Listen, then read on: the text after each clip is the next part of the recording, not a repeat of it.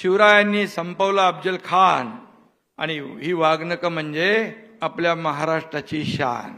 वाघनकांवर आक्षेप घेणं म्हणजे खऱ्या अर्थाने छत्रपती शिवाजी महाराजांच्या शौर्याचा, पराक्रमाचा, शूरतेचा, वीरतेचा अपमान केल्यासारखं आहे। मी मारलेले वरखडे अनेकदा दिसत नाहीत आणि ते बसले तर ते तोंड उघडून सांगताही येत नाहीत।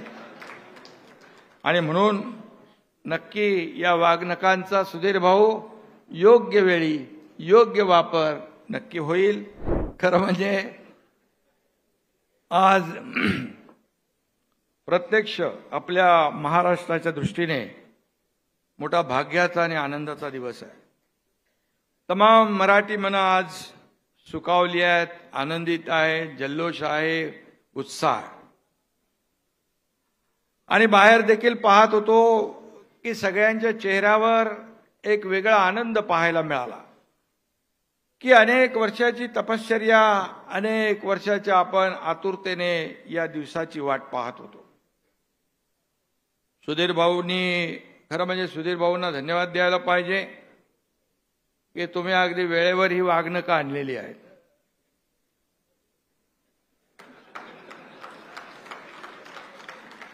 वेळेवर आणली म्हणजे तसं काय वेगळा विचार करू नका। सरकारने दिलेला शब्द आपण पाळला आणि आज त्याचं प्रत्यक्ष दर्शन आपण या ठिकाणी घेतोय। खरं म्हणजे शिवरायांनी संपवला अफजल खान आणि ही वाघनकं म्हणजे आपल्या महाराष्ट्राची शान। आणि म्हणून आजचा दिवस आपल्या सगळ्यांच्यासाठी खूप महत्त्वाचा आहे। डोळ्यात प्राण आणून आपण या क्षणाची वाट पाहत होतो। तो क्षण अखेर आला आणि वाघनकांचं दर्शन झालं। उद्यापासून लाखो शिवप्रेमींना, शिवभक्तांना वाघनकांचं दर्शन म्हणजे फक्त वाघनकांचं दर्शन नाही, तर छत्रपती शिवाजी महाराजांच्या शौर्याचं, पराक्रमाचं, शूरतेचं, वीरतेचं दर्शन होणार आहे। खरं म्हणजे आम्ही इकडे आलो आज, मी मुख्यमंत्री म्हणून किंवा आमचे दोन्ही उपमुख्यमंत्री म्हणून नाही, तर आम्ही इथे आज आलोय छत्रपती शिवाजी महाराजांचे मावळे म्हणून। आणि खरं म्हणजे आज शेकडो मैल प्रवास करीत ही वाघनकं आज इथं पोहोचली आहेत, आपल्या या मराठी भूमीत दाखल झालेली आहे। खरं म्हणजे सुधीर भाऊ यांनी अथक प्रयत्न केले, लंडनला जाऊन MOU केला, लंडनच्या व्हिक्टोरिया अँड अल्बर्ट म्युझियम सोबत करार केला आणि त्याचमुळे आपण याची देही, याची डोळा, आपण याचं दर्शन आपल्याला होऊ शकलं। मी तमाम जनतेच्या वतीने सुधीर भाऊंना मनापासून धन्यवाद देतो, त्यांचं मनापासून मी अभिनंदन करतो।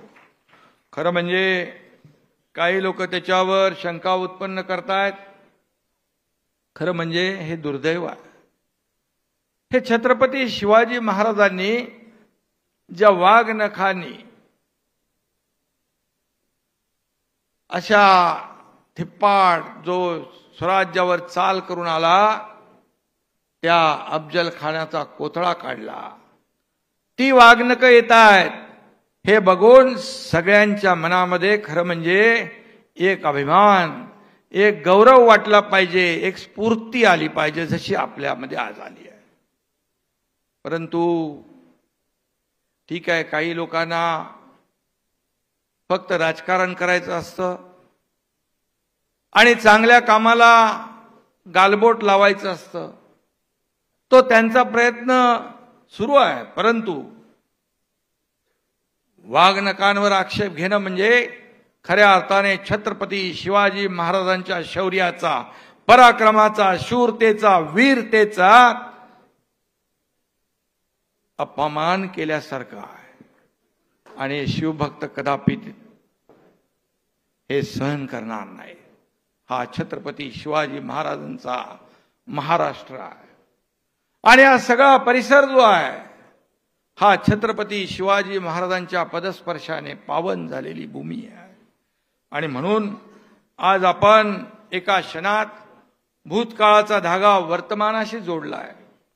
365 वर्षाचं अंतर आपण एका सेकंदात पार केलं.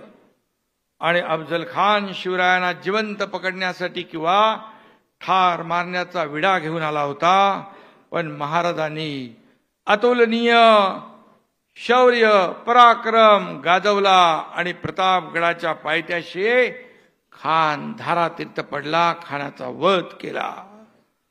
तो दिवस 10 नोव्हेंबर 1659 होता. दगाबाज अफजल खानाचा कोतळा त्याच्या पोटात हीच वाघनकं खुपसून बाहेर काढला होता. असा पराक्रम गाजवण्यासाठी खरं तर मनगडात रग आणि छातीत धग असावी लागते. अफजल खानाचा वध ही साधी सोपी घटना नव्हती. हिंदवी स्वराज्य स्थापनेतील एक ही मोठी घटना होती. यवनांच्या राज्यसत्तेला महाराजांनी लावलेला हा सुरुंग होता. आणि म्हणून आज या वाघनकासमोर नतमस्तक होताना पुन्हा पुन्हा तो शिवरायांचा प्रताप आठवतोय. त्यांची शूरता, त्यांचा पराक्रम हे सगळं डोळ्यासमोर येत आहे. आणि त्यामुळे आपल्या प्रत्येकाचा ऊर भरून आल्याशिवाय राहणार नाही, छाती अभिमानाने फुगल्याशिवाय राहणार नाही. आणि खरं तर शिवकालीन महाराष्ट्र हे भारताच्या इतिहासातील सोनेरी पान आहे. तेजस्वी, लखलखती आणि अचाट पराक्रमानं झळाळणारं हे सोनेरी पान आहे. शिवाजी महाराजांनी अवघ्या 35 वर्षात आपल्या राज्यकारभारात 350 वर्षाचं पारतंत्र्य उकडून टाकलं, उकडून फेकून दिलं असा राजा होऊन गेला. शिवछत्रपतींनी स्वतःच्या हिमतीवर आणि जीवाला जीव देणाऱ्या मावळ्यांच्या साथीने स्वराज्य उभं केलं. शिवरायांनी आदिलशाही, निजामशाही, मुघलांना नेस्तनाबूत केलंच, पण त्या काळी पूर्णपणे शस्त्रसज्ज अशा पोर्तुगीज, फ्रेंच, इंग्रज, डच अशा परकीयांना देखील त्यांनी जरब बसवली. आणि म्हणून खऱ्या अर्थाने शिवरायांना आपण भारतीय आरमाराचा जनक देखील म्हणतो. त्यामुळेच या देशाचे प्रधानमंत्री नरेंद्र मोदीजी यांनी भारतीय नौदलाच्या ध्वजावर शिवमुद्राही समाविष्ट केली गेली. हा देखील एक महाराष्ट्राचा एक अभिमान आहे आणि महाराष्ट्राचा गौरव आहे.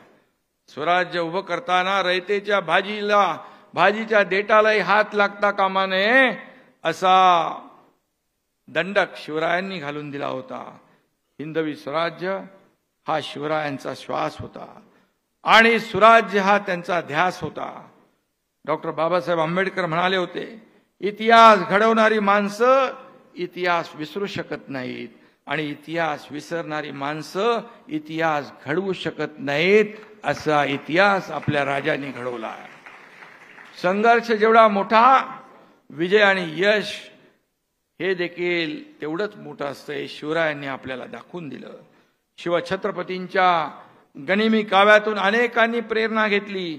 जगभरातील अनेक विद्यापीठांमध्ये ही युद्धनीती म्हणून गनिमी कावा शिकवला जातो. आणि याच शिवरायांच्या भूमीत आपला जन्म झाला.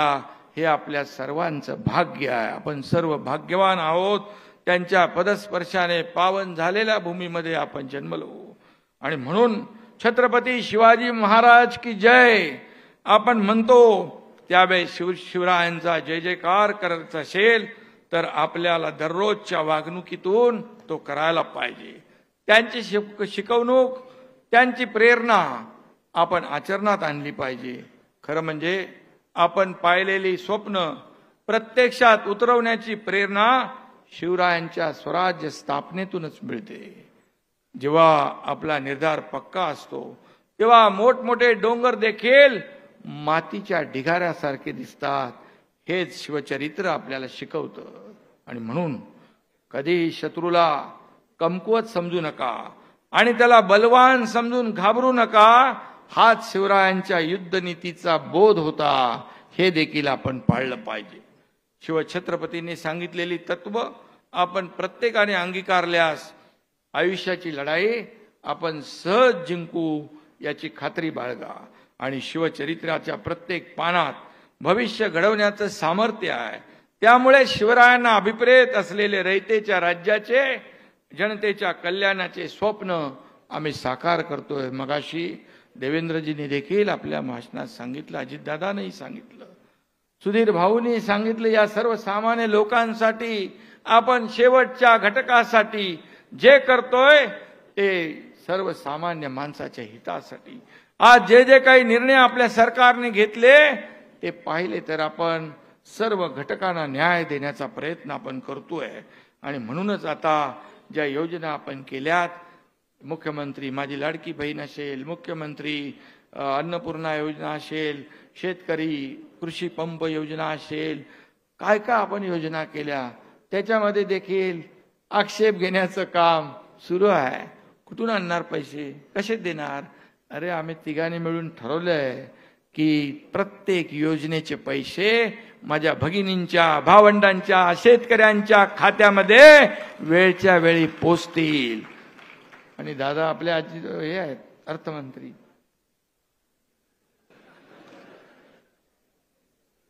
आणि आम्ही तिघांनी एकदा ठरवलंय करायचं म्हणजे करायचं. आम्ही वैयक्तिक कधी आमच्यासाठी काय घेतलं, वैयक्तिक स्वार्थाचा विचार कधी आम्ही केला नाही. फक्त आम्ही देण्याचं काम केलं.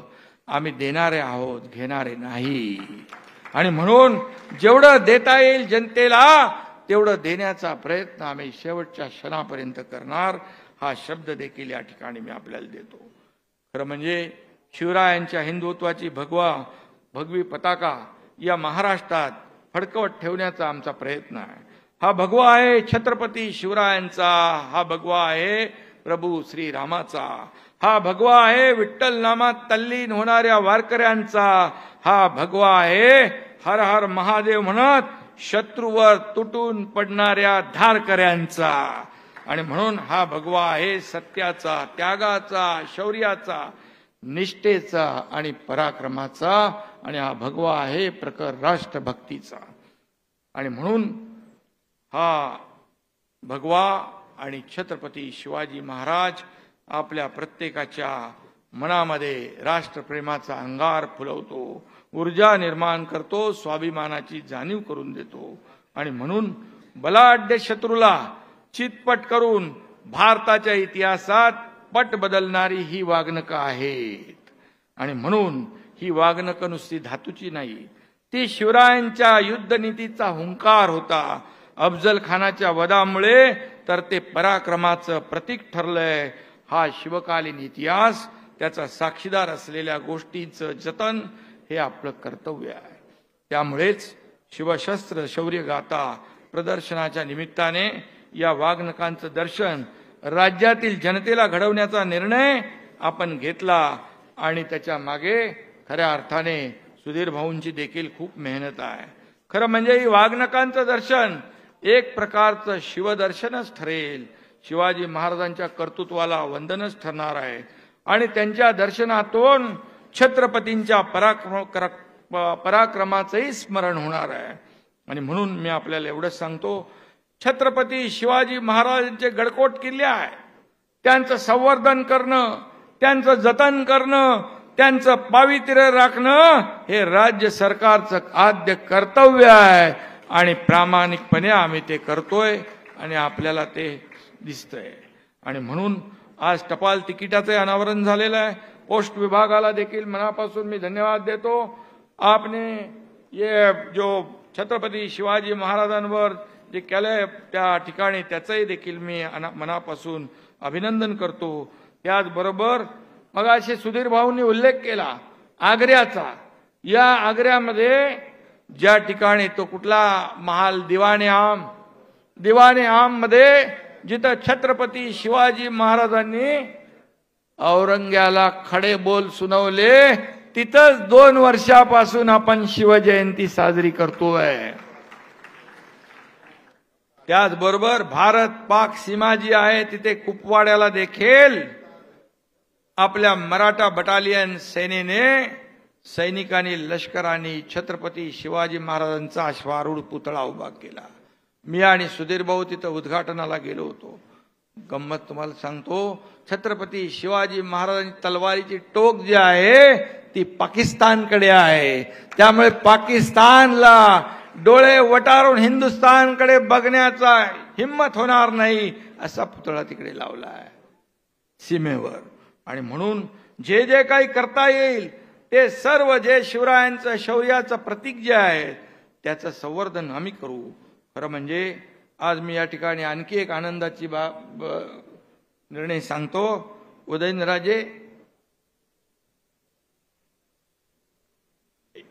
उदयनराजे भोसले आपले छत्रपती शिवाजी महाराजांचे वारसदार वंशज, त्यांच्या अध्यक्षतेखाली प्रतापगड प्राधिकरणाची स्थापना आपण केली आहे आणि ते आज त्याचा निर्णय देखील घेतला आणि त्याचा GR देखील इकडे आणलेला आहे.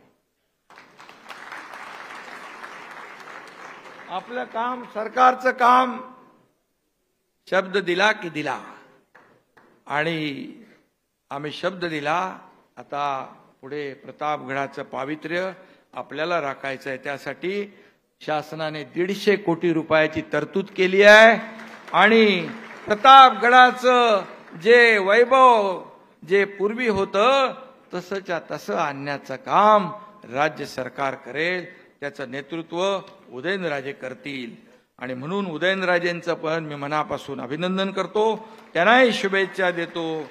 या ठिकाणी खरं म्हणजे देवेंद्रजी म्हणाले आपण शिवाजी महाराजांच्या वाघनखांची त्यांची काही लोकांची बुरशी आलेली आहे. म्हणून मी मगाशी सांगितलं की सुधीर भाऊंनी वेळेवर ही वाघनखं आणलेली आहेत. खरं म्हणजे